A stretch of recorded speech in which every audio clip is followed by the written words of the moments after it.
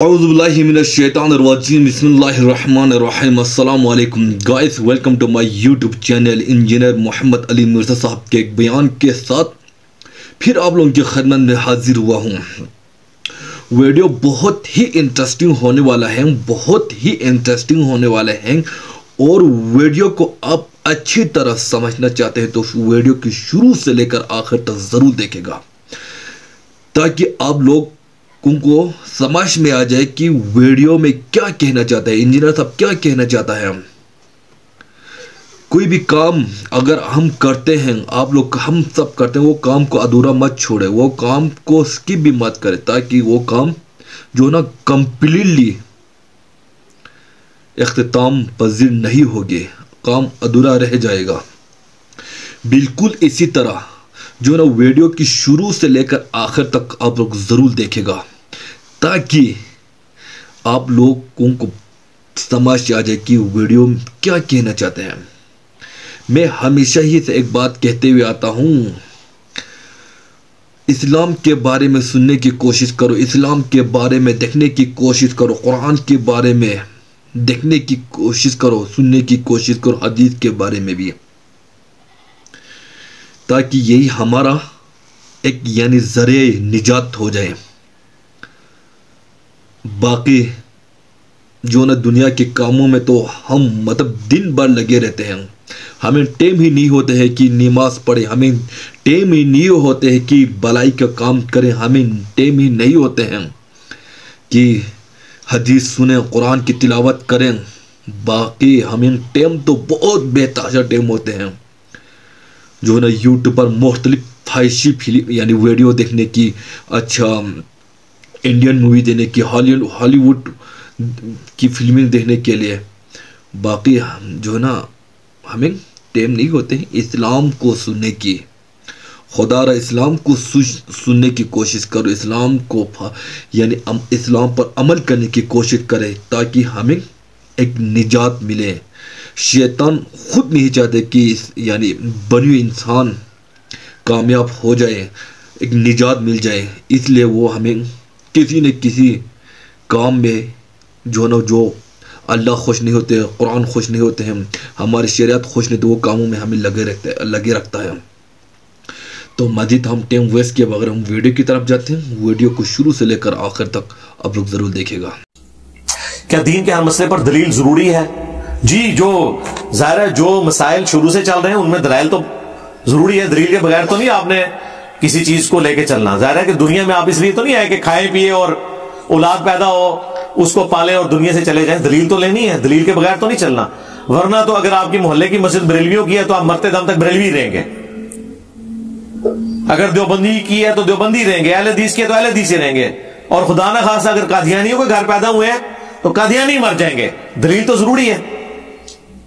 شرک اور بدعت کی جامع اور مکمل تعریف، اس کے اوپر میری کئی ایک ویڈیوز ہیں۔ بدعت کے اوپر 75A اور B مسئلہ ہے، شرک کے اوپر بھی۔ شرک کے بارے میں بس ایک موٹی بات یاد رکھیں، ایاک نعبد و ایاک نستعین، عبادت صرف اللہ کی اور دعا صرف اللہ سے، نستعین مدد ایک عام مدد ہے جو آپ ایک دوسرے کی کرتے ہیں، وہ تو قرآن میں حکم ہے، وَتَعَاوَنُوا عَلَى الْبِرِّ وَالتَّقْوَى وَلَا تَعَاوَنُوا عَلَى الْإِثْمِ وَالْعُدْوَانِ، نیکی پرہیزگاری کے کاموں میں ایک دوسرے کی مدد کرو، برائی میں الگ رہو۔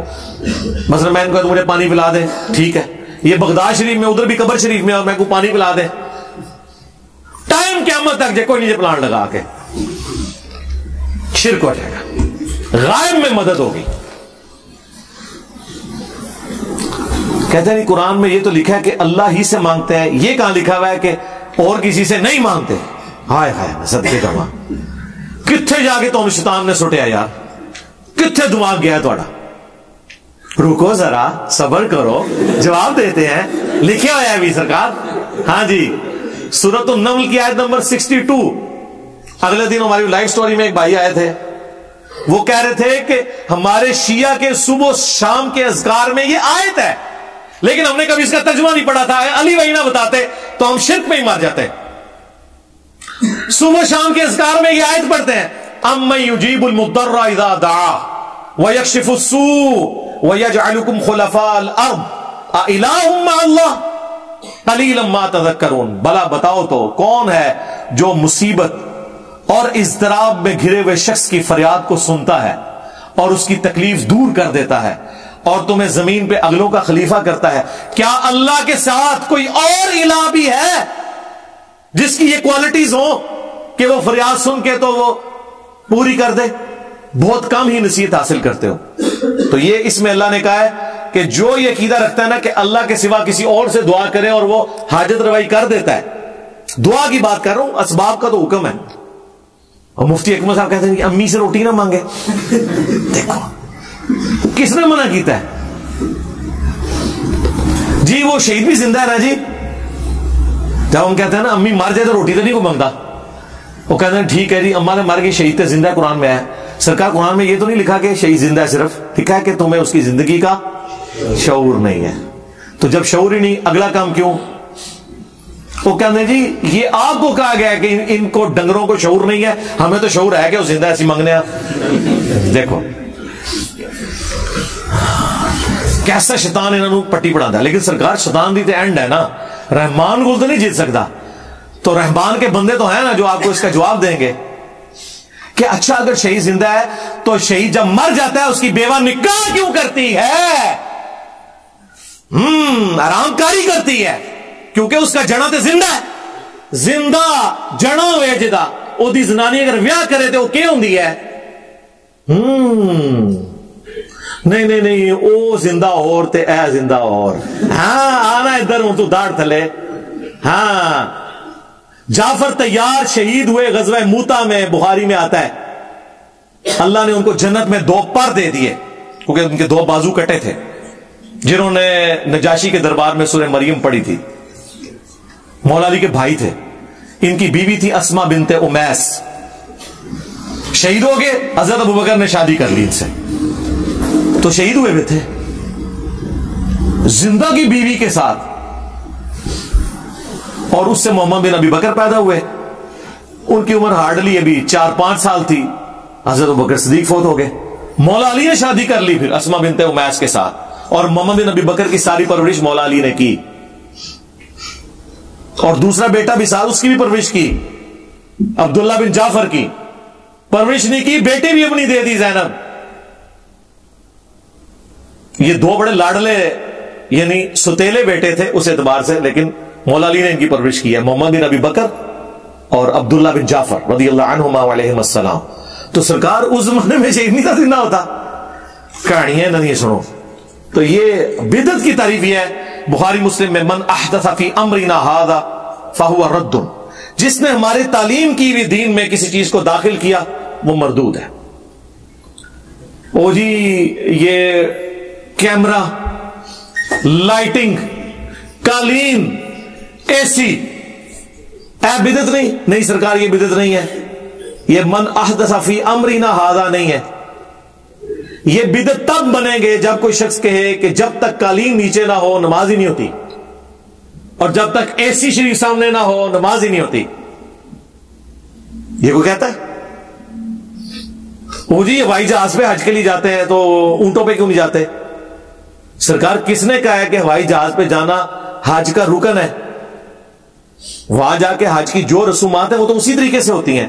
یہ تو ایک ذریعہ، اور اس کے بارے میں صحیح مسلم حدیث ہے، جس نے اسلام میں اچھا طریقہ جاری کیا اسے ثواب ملے گا. جتنے لوگ اس پہ عمل کریں گے اس کا ثواب بھی اس کو ملے گا، اور دوسروں کے ثواب میں کمی بھی نہیں ہوگی. اور جس نے برا طریقہ جاری کیا، بری بدعت نہیں، سنتن حسنتن اور سنتن سیئتن. جیسے امام بخاری نے سنتن حسنتن جاری کی ہے کہ صحیح حدیثوں کو ایک جگہ جمع کیا. یہ حضرت ابوبکر، عمر، عثمان و علی نے تو یہ کام نہیں نہ کیا.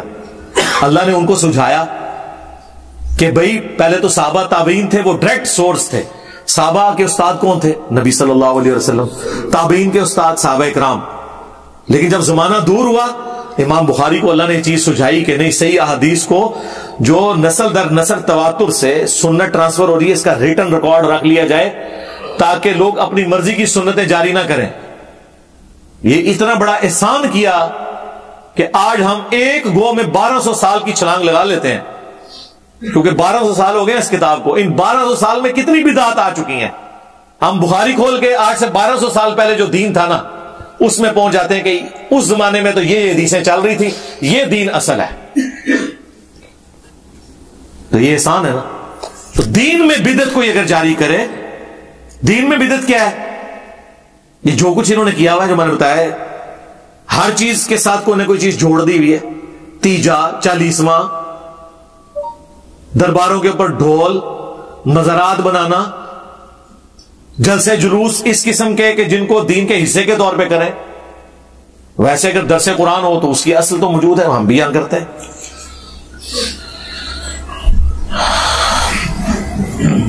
عمل کا کافر مسلمان اور عقیدے کا کافر مسلمان جب توبہ کرتا ہے تو کلمہ پڑھنا لازم ہے۔ تجدید نکاح کن صورتوں میں ہوگا؟ تجدید نکاح تو اس صورت میں، اب یہ تو کریٹیکل کوسچن آ گیا، جو عقیدے میں کافر ہے نا اس کے لیے تجدید نکاح ہوگا، یا کوئی مرتد ہو جاتا ہے تو۔ باقی عملاً جس کے اندر خرابیاں موجود ہیں اس کی توبہ کر لینا کافی ہے۔ سورہ الفرقان میں آیا کہ اگر کوئی شرک سے بھی توبہ کر لے اللہ تعالیٰ اس کے گناہوں کو بھی نیکیوں سے بدل دے گا۔ تجدید نکاح بھی تجدید بیعت بھی ہوں دیجیے سرکار، ہاں خالی نکاح نہیں۔ کیا قرآن حدیث کا انکاری اسلام سے خارج ہو جاتا ہے؟ تو اور کیا ہوئے گا؟ آج کی ڈیٹ میں قرآن اور سنت کا انکاری کا مطلب ہے اللہ رسول کا انکاری۔ اللہ ہمارے سامنے کہیں نظر آ رہا ہے ہمیں، اپنی قدرتوں سے تو یہاں ہے، لیکن اللہ کو اگر میں نے ماننا ہے اس اعتبار سے کہ میں اللہ کی مانوں تو میرے پاس سورس کیا ہے؟ قرآن۔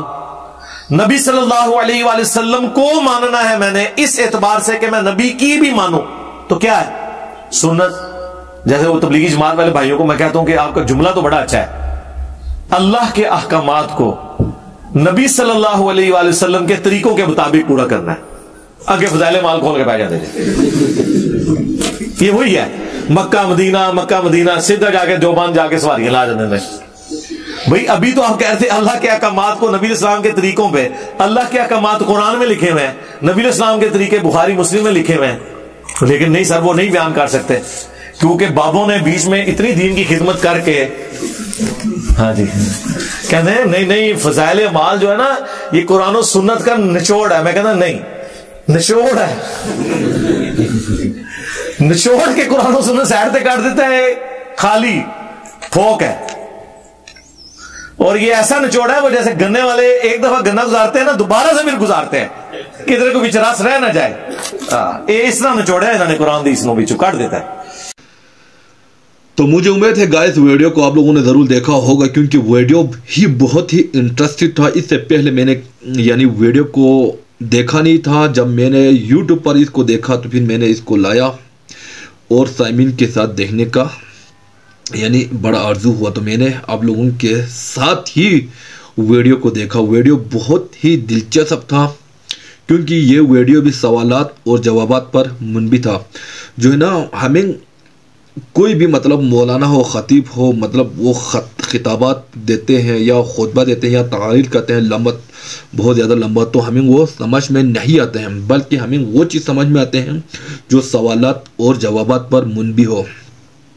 تو آپ لوگوں کے ذہن میں بہت سارے ایسے سوالات ہوں گے جو انشاءاللہ اس ویڈیو کے تھرو حل ہو یا ہوگا۔ باقی تو ہم خود اسلام کے مطالعے نہیں کرتے ہیں، بلکہ یہی ویڈیوز ہو مختلف اسکالرز کا جو ہماری ذریعہ نجات بن جاتے ہیں۔ تو نیکسٹ ٹائم بھی اسی طرح کے انفارمیٹیو ویڈیوز کے ساتھ پھر آپ لوگوں کی خدمت میں حاضر ہوں گے۔ اللہ نگہبان۔